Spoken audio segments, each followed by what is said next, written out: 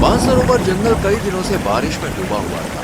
हल्की रिमझिम बारिश में पत्ते धुल रहे थे, पेड़ खिल रहे थे और फूल चमक रहे थे, लेकिन पक्षियों का बाहर निकलना मुश्किल हो गया था।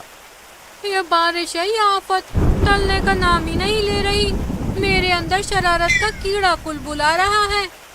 नहीं टिंकू, पिछली बार देखा था तुम्हारी शरारत हम लोगों पर कितनी भारी पड़ती है, और बेचारी मीनू मौसी तो बिना बात के ही बदनाम हो गई थी। हाँ छोटी, इस बार कोई शरारत नहीं, पर पीहू टिंकू बात तो सच कह रही है। इस बारिश में तो मैं भी घर में बैठे बैठे थक गई। तो क्यों ना पार्टी की जाए? वैसे भी बहुत दिन हो गए, हम सब लोग एक साथ मिले ही नहीं हैं।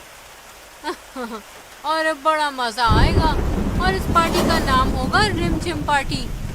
तीनों अब पार्टी की पूरी प्लानिंग करती हैं और एक साथ सबको दावत देने जाती हैं। अरे आज तीनों एक साथ, क्या बात है, सब ठीक तो है? हाँ कालू, वो हम रिमझिम पार्टी आयोजित कर रहे हैं। सोचा इस बहाने सब साथ आ जाएं और हफ्तों से सूना पड़ा जंगल जरा चहक उठेगा। अरे मौसी, तुम भी ऐसे टाइम पर पार्टी रख रही हो? अगर हम दोनों तुम्हारे घर आ गए तो मेरे अंडों का ध्यान कौन रखेगा? एक काम करना, पहले कालू को भेज दियो, फिर जब ये खाना वाना खा ले तो उसके बाद तू आ जाना। हाँ, ये आइडिया अच्छा है। अरे ओ हरी ट्यूबलाइट, कहाँ भागा जा रहा है? मैं तो बस दाने पानी का इंतजाम करने जा रहा था, तुम तीनों कहाँ मंडरा रही हो? आज शाम को पार्टी है, घर आ जाना। इस तरह टिंकू, पीहू और मीनू मौसी कई पक्षियों को पार्टी का न्योता देती है, और शाम होते ही मीनू मौसी के घर में मेहमानों का आना शुरू हो जाता। अरे भूरी, पहले तुम आ गई, कालू को नहीं भेजा? मैंने सोचा गर्म गर्म खाना होगा, पहले मैं खा लेती हूँ, कालू जी तो ठंडा भी खा लेंगे। दावत के लिए तो 7 समुंदर पार से भी दौड़ी चली आती है, भूख कर कहीं की। सब लोग मजे से खाना खाते हैं और खूब एंजॉय करते हैं। भूरी अभी तक नहीं आई, एक काम करता हूँ, मैं ही वहां चला जाता हूँ, उसको यहाँ भेज दूंगा। भूरी, क्या भगोने साफ करने का इरादा है? अरे कितनी देर हो गई, जल्दी जाओ घर, हमारे अंडे अकेले हैं। तुमसे तो सब्र ही नहीं हुआ, दौड़े चले आए, जल्दी आना घर। भूरी जब घर जाकर देखती है तो एक काली सी परछाई घोंसले से निकलती हुई दिखाई देती है और दोनों अंडे गायब हो जाते हैं। भूरी अपने बच्चों को खोने के गम में रोना शुरू कर देती है। उसकी आवाज सुनकर सभी पक्षी जमा हो जाते हैं। मीनू मौसी, तुम्हारी वजह से मेरे अंडों का शिकार हुआ। अगर तुम पार्टी न रखती तो मेरे बच्चे आज मेरे पास होते। वो काली परछाई उन्हें ले गई। अरे अरे, तुम हमें क्यों दोष दे रही हो? कालू की गलती है, वो छोड़कर नहीं आता उन्हें, तो वो सही सलामत होते। इस तरह इन लोगों में आपस में झगड़ा हो जाता है और सब अपने अपने घर चले जाते हैं। अगले दिन आज तो सुबह से कुछ ज्यादा ही बारिश हो रही है, थमने का नाम ही नहीं ले रही।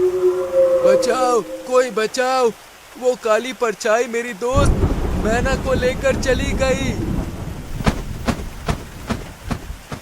क्या हुआ? मैना कहाँ गई? हम दोनों खेल रहे थे, अचानक से एक काली बड़ी सी परछाई आई और मैना को उठाकर काले आसमान में ले गई। जंगल में कुछ तो अजीब हो रहा है, कल कालू के अंडे, आज मैना। अरे कहीं कोई भूत तो नहीं? अगर ऐसा हुआ तो मैं कल पहली ट्रेन पकड़कर मम्मी के पास चली जाऊंगी। वैसे बड़ी तीसमार खान बनती हो, अब जरा सा खतरा देखकर भाग रही हो, डरपोक। अगले दिन आज तो बारिश कल से भी ज्यादा है, अब तो घर में राशन भी खत्म होने वाला है, और ये बारिश है कि दाना तक लाने नहीं दे रही। इस बार तो बारिश जंगल को भूखा ही मार देगी। छाता लेकर सीधे बाहर निकल लो। अगर बारिश महीने भर पड़ी तो क्या मेरे पल्लू से बंधे बैठे रहोगे? चुपचाप कुछ खाना पानी ढूंढ कर लेकर आओ। ठीक है, क्यों लाल पीली होती हो, जा रहा हूँ। कालू कुछ दूर आगे बढ़ता है और देखता है कि पिंकी हिरन पेड़ के नीचे बैठी रो रही है। क्या हुआ? तुम बारिश में क्यों भीग रही हो और रो क्यों रही हो? क्या बताऊं, वो काली परछाई मेरे मोनू को ले गई।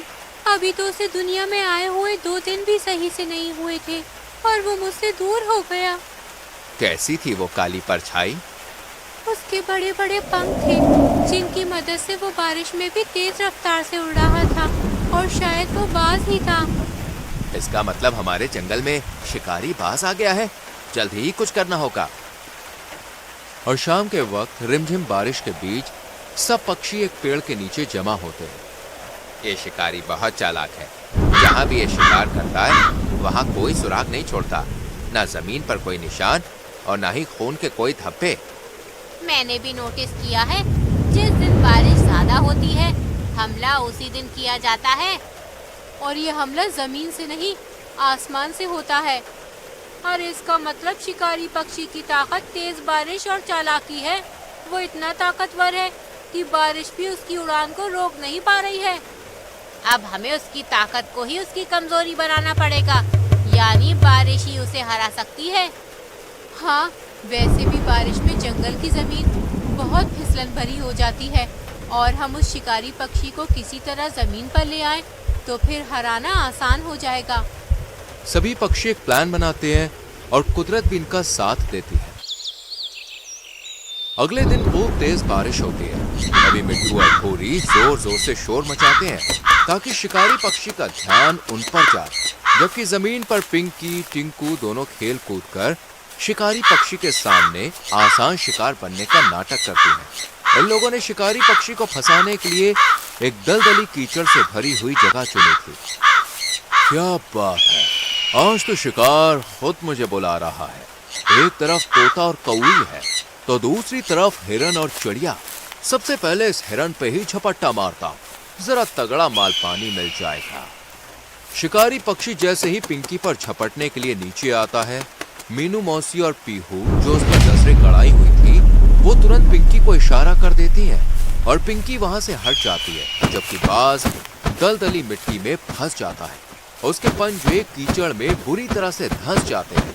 बारिश की वजह से पंख इतने भीग चुके थे कि भारी होने के कारण वो उड़ भी नहीं पाता और जितना दलदल से निकलने की कोशिश करता है उतना ही अंदर धंसता जाता है।